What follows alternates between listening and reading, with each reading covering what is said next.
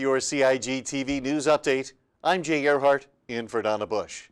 In today's top story, we learn about the changes proposed to bring the police law in line with the Constitution. The government publishes proposed changes to the police law. The bill speaks to the Section 65 of the police law, which concerns the detention of people without warrant for an initial period of up to 72 hours, which is set to drop to 48 hours. This is provided for in circumstances where there is insufficient evidence to charge the person, but reasonable belief that their detention is necessary to the investigation. Among the key changes is the repeal of the section that empowers senior police officers to authorize a further 24-hour period of detention before the person is taken to court. A local judge has already ruled that this contravenes the constitutional requirement of promptness in bringing a detainee before the court. The police amendment bill was published by Extraordinary Gazette Wednesday, 21 days ahead of the next meeting of the Legislative Assembly. Other amendments seek to add clarity to the provisions and procedures to be followed by police when taking a person into custody without a warrant.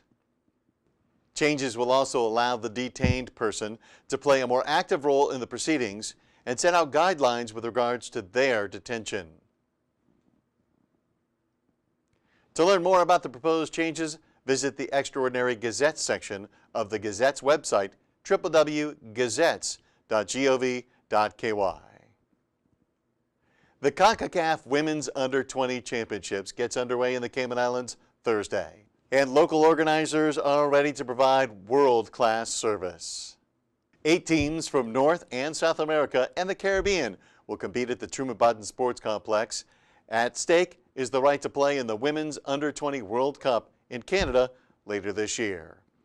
Chair of the local organizing committee, Martha Gadet, says she is expecting a high local turnout at the Truman Bodden Sports Complex, which seats 3,500.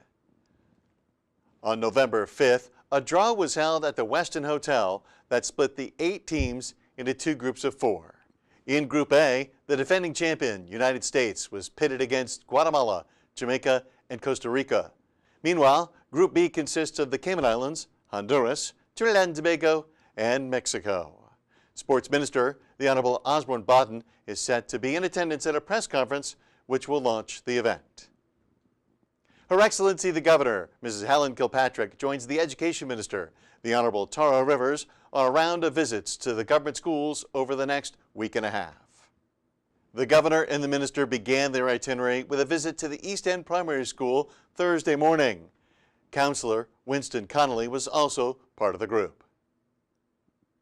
Additional visits are set to follow over the next 10 days.